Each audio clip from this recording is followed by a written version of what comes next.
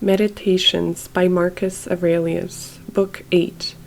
This reflection also tends to the removal of the desire of empty fame, that it is no longer in thy power to have lived the whole of thy life, or at least thy life from thy youth upwards, like a philosopher. But both to many others and to thyself it is plain that thou art far from philosophy. Thou hast fallen into disorder then, so that it is no longer easy for thee to get the reputation of a philosopher, and thy plan of life also opposes it. If then thou hast truly seen where the matter lies, throw away the thought, how thou shalt seem to others, and be content if thou shalt live the rest of thy life in such wise and thy nature wills. And be content if thou shalt live the rest of thy life in such wise as thy nature wills.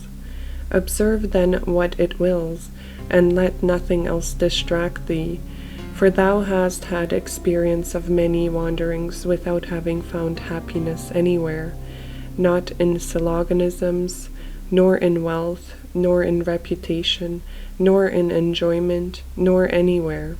Where is it then? In doing what man's nature requires.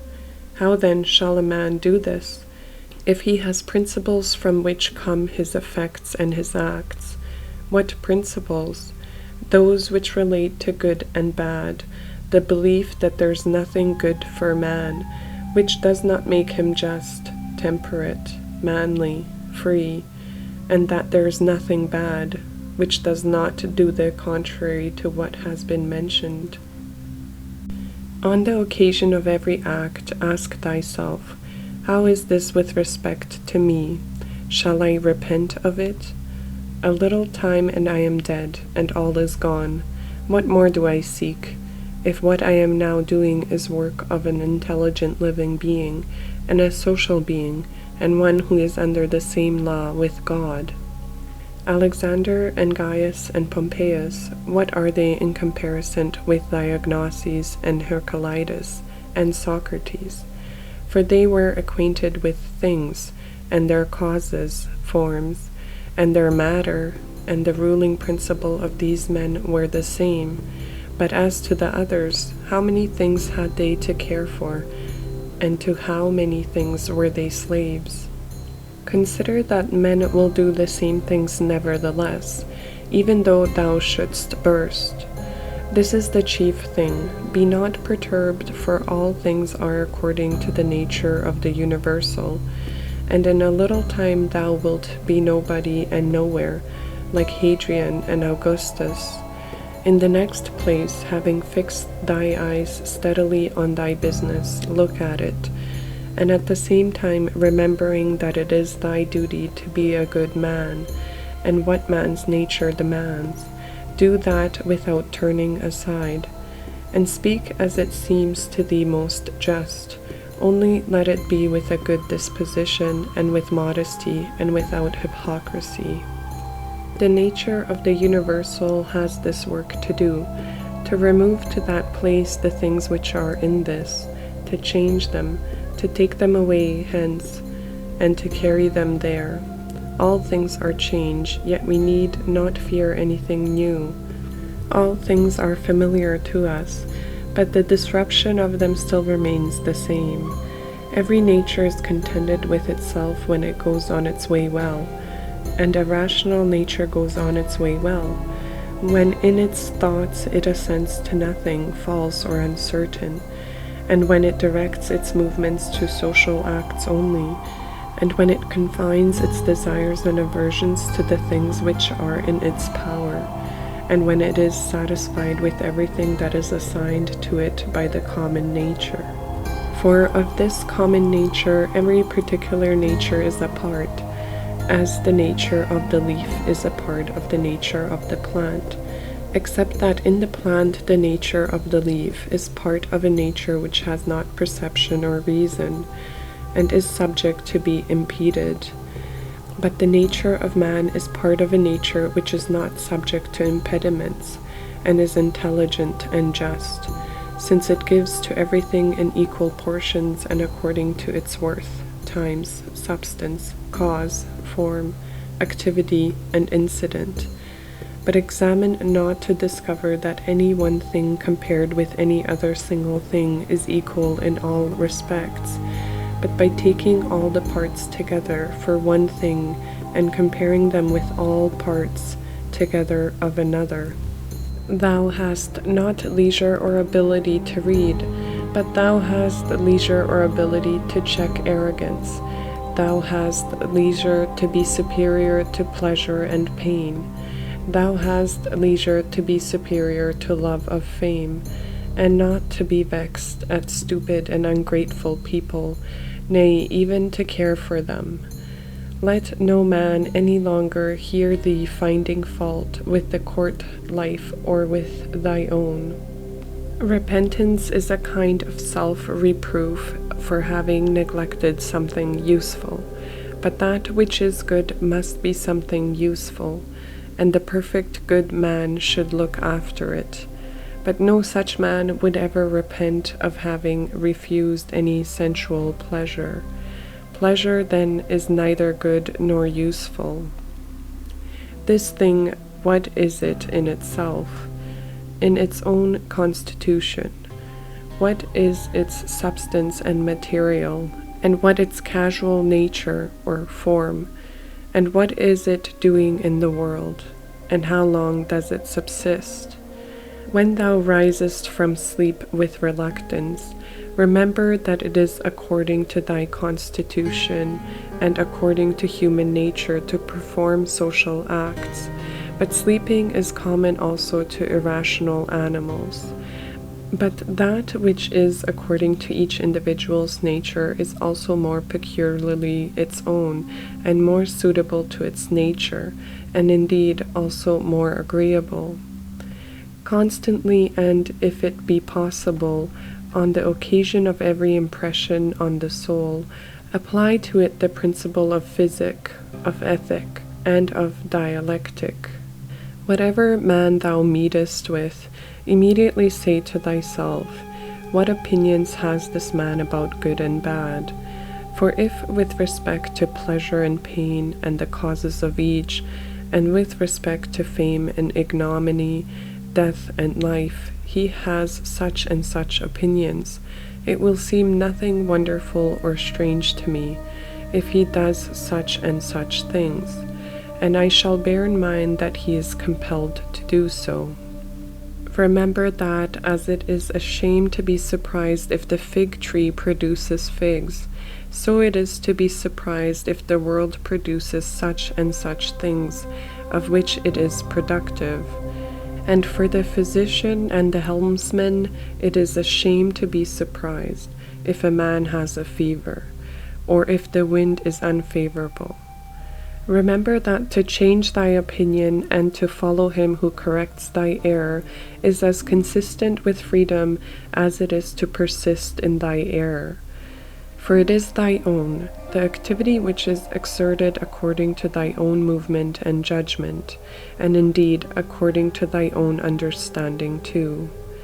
If a thing is in thy own power, why dost thou do it? But if it is in the power of another, whom dost thou blame?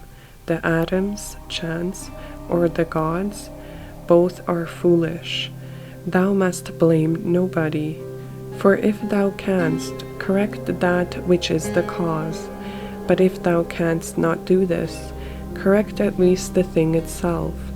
But if thou canst not do even this, of what use is it to thee to find fault? For nothing should be done without a purpose. That which has died falls not out of the universe. If it stays here, it also changes here, and it dissolves into its proper parts, which are elements of the universe and of thyself. And these too change, and they murmur not. Everything exists for some end, a horse, a vine. Why dost thou wonder? Even the sun will say, I am for some purpose, and the rest of the gods will say the same. For what purpose then art thou? To enjoy pleasure? See if common sense allows this. Nature has had regard in everything no less to the end than to the beginning and the continuance, just like the man who throws up a ball. What good is it then for the ball to be thrown up, or harm for it to come down, or even to have fallen? And what good is it to the bubble while it holds together, or what harm when it is burst? The same may be said of a light also. Turn it, the body, inside out, and see what kind of thing it is, and when it has grown old, what kind of thing it becomes, and when it is diseased. Short-lived are both the praiser and the praised, and the rememberer and the remembered, and all this in a nook of this part of the world, and not even here to all agree, no, not any one with himself, and the whole earth too is a point. Attend to the matter which is before thee, whether it is an opinion or an act or a word. Thou sufferest this justly, for thou choosest rather to become good tomorrow than to be good today. Am I doing anything? I do it with reference to the good of mankind. Does anything happen to me? I receive it and refer it to the gods, and the source of all things, from which all that happens is derived. Such as bathing appears to thee, oil, sweat, dirt, filthy water, all things disgusting, so is every part of life and everything. Lucilla saw Versus die, and then Lucilla died. Secunda saw Maximus die, and then Secunda died. Epitancanus saw Diotimus die, and Epicanus died. Antonius saw Faustina die, and then Antonius died. Such is everything. Celer saw Hadrian die, and then Celer died. And those sharp-witted men, either seers or men inflated with pride, where are they? For instance, the sharp-witted men, Charax and Demetrius the Platonist, and Edamon, and any one else like them, all ephemeral, dead long ago.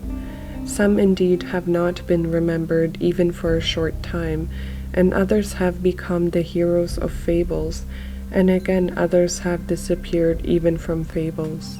Remember this, then, that this little compound, thyself, must either be dissolved, or thy poor breath must be extinguished, or be removed and placed elsewhere.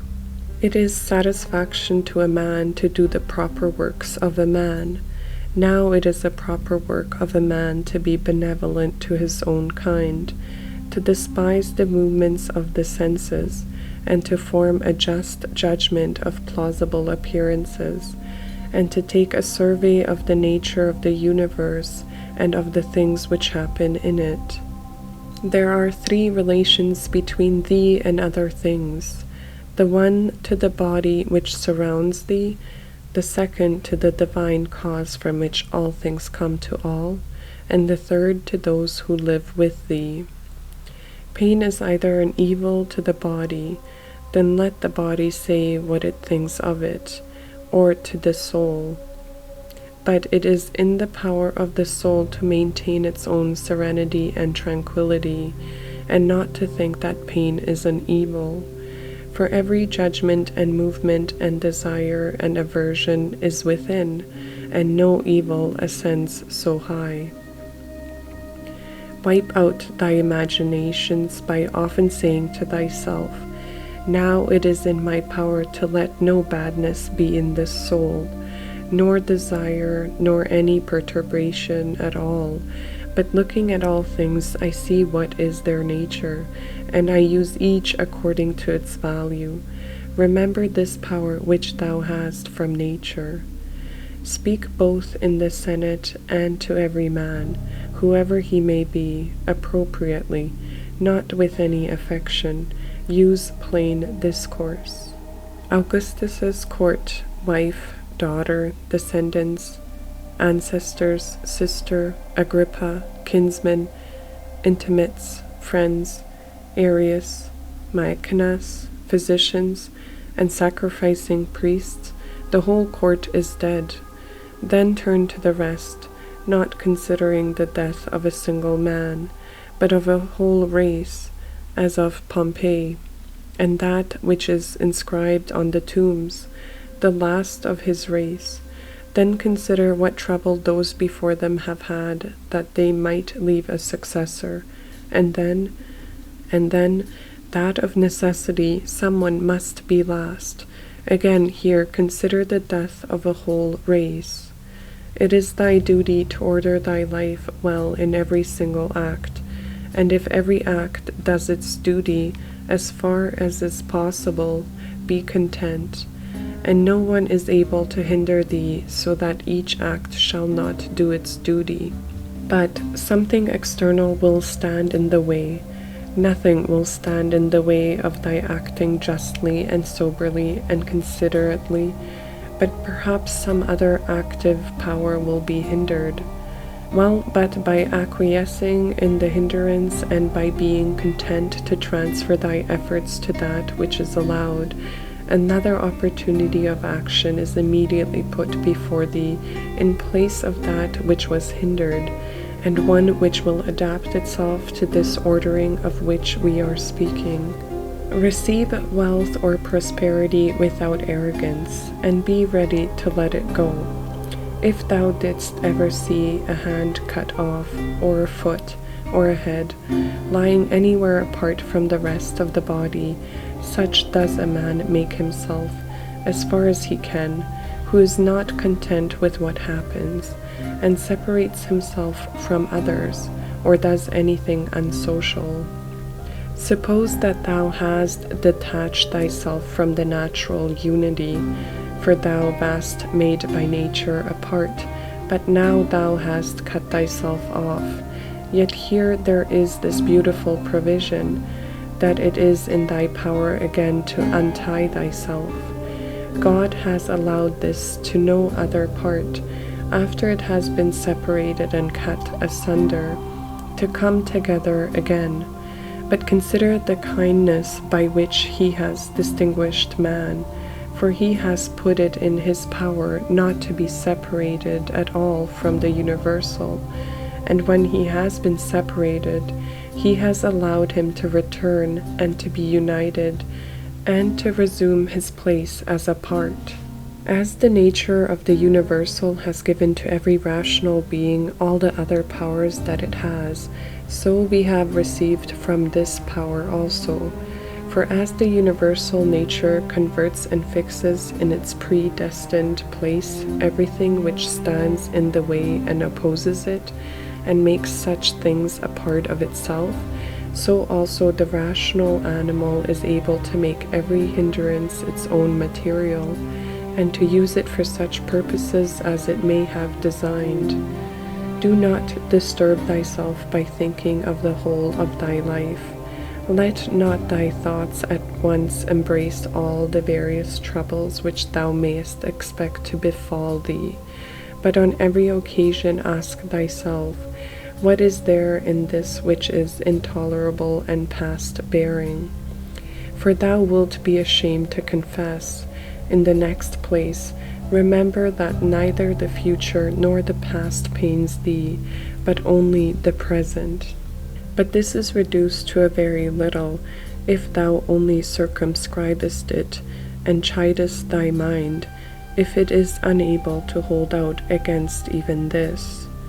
Does Panthea or Pergamus now sit by the tomb of Versus? Does Chorius or Diotimus sit by the tomb of Hadrian? That would be ridiculous. Well, suppose they did sit there. Would the dead be conscious of it? And if the dead were conscious, would they be pleased? And if they were pleased, would that make them immortal? Was it not in the order of destiny that these persons too should first become old women and old men and then die? What then would those do after these were dead? All this is foul smell, and blood in a bag. If thou canst see sharp, look and judge wisely, says the philosopher. In the constitution of the rational animal, I see no virtue which is opposed to justice, But I see a virtue which is opposed to love of pleasure, and that is temperance. If thou takest away thy opinion about that which appears to give thee pain, thou thyself standest in perfect security. Who is this self? The reason? But I am not reason. Be it so. Let then the reason itself not trouble itself. But if any other part of thee suffers, let it have its own opinion about itself. Hindrance to the perceptions of sense is an evil to the animal nature. Hindrance to the movements, desires, is equally an evil to the animal nature. And something else also is equally an impediment and an evil to the constitution of plants. So then that which is a hindrance to the intelligence is an evil to the intelligent nature. Apply all these things then to thyself. Does pain or sensuous pleasure affect thee? The senses will look to that. Has any obstacle opposed thee in thy efforts towards an object?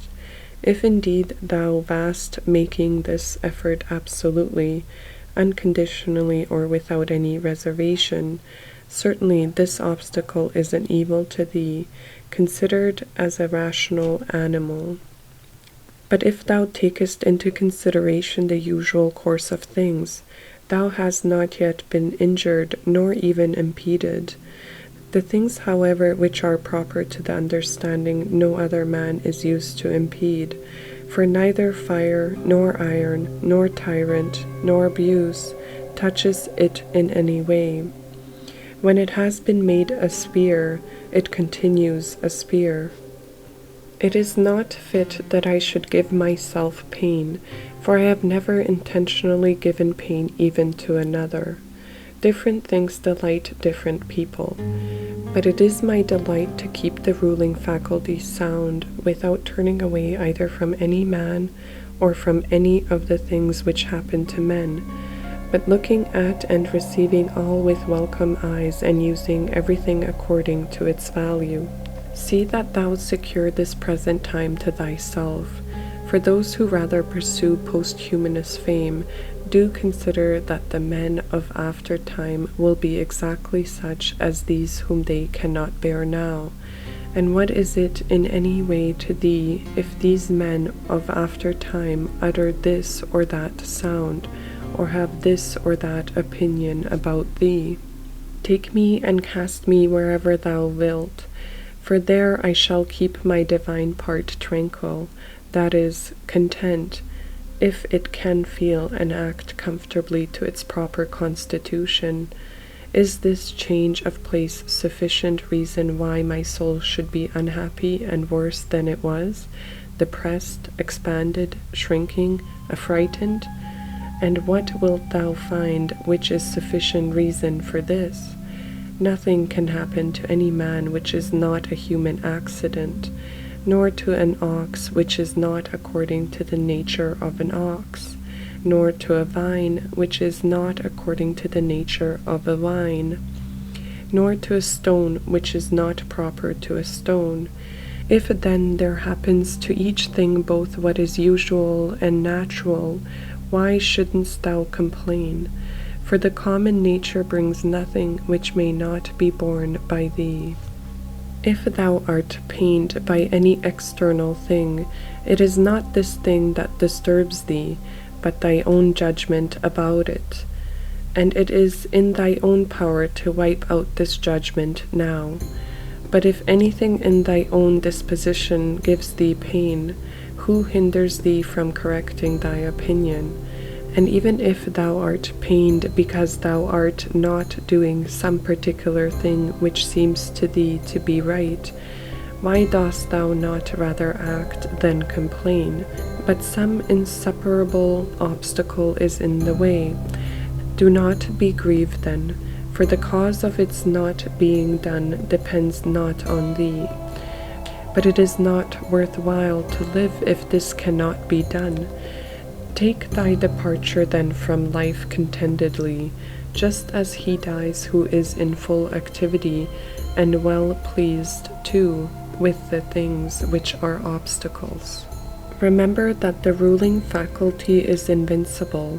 When self-collected, it is satisfied with itself. If it does nothing which it does not choose to do, even if it resists from mere obstinacy. What then will it be when it forms a judgment about anything aided by reason and deliberately? Therefore the mind which is free from passions is a citadel, for man has nothing more secure to which he can fly for. Refuge and for the future be inexpugnable. He then who has not seen this is an ignorant man, but he who has seen it and does not fly to this refuge is unhappy. Say nothing more to thyself than what the first appearances report.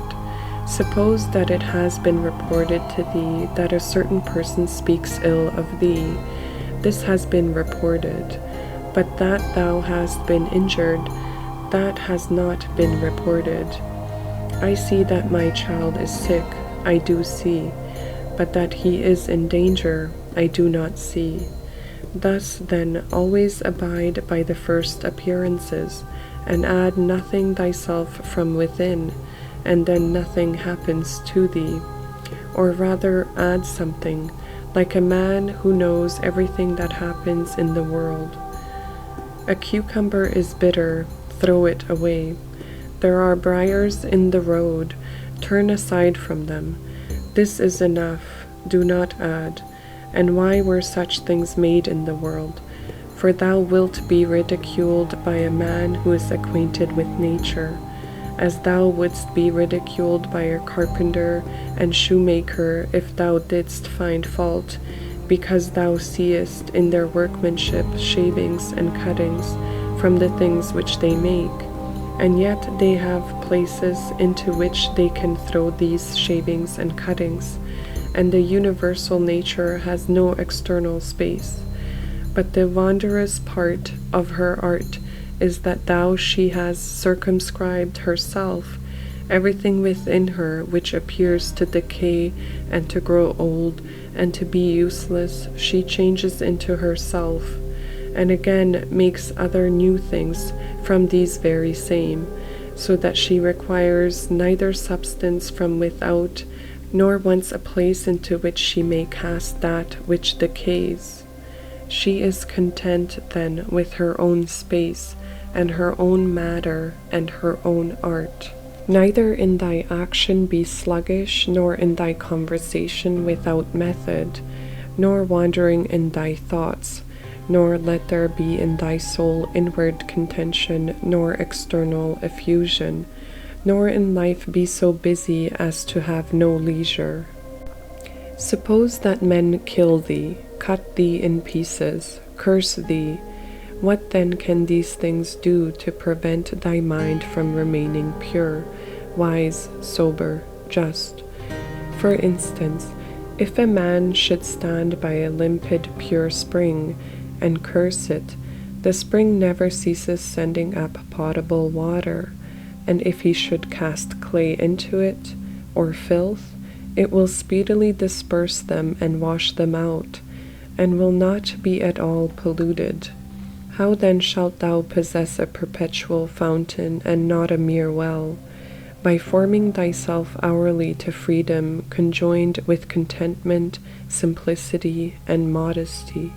He who does not know what the world is, does not know where he is, and he who does not know for what purpose the world exists, does not know who he is, nor what the world is. But he who has failed in any one of these things could not even say for what purpose he exists himself.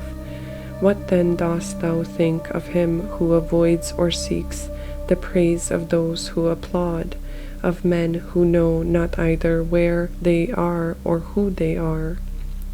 Dost thou wish to be praised by a man who curses himself thrice every hour? Wouldst thou wish to please a man who does not please himself? Does a man please himself who repents of nearly everything that he does?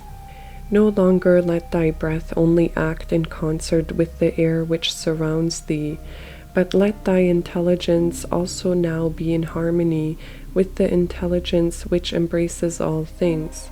For the intelligent power is no less diffused in all parts and pervades all things, for him who is willing to draw it to him, than the aerial power for him who is able to respire it.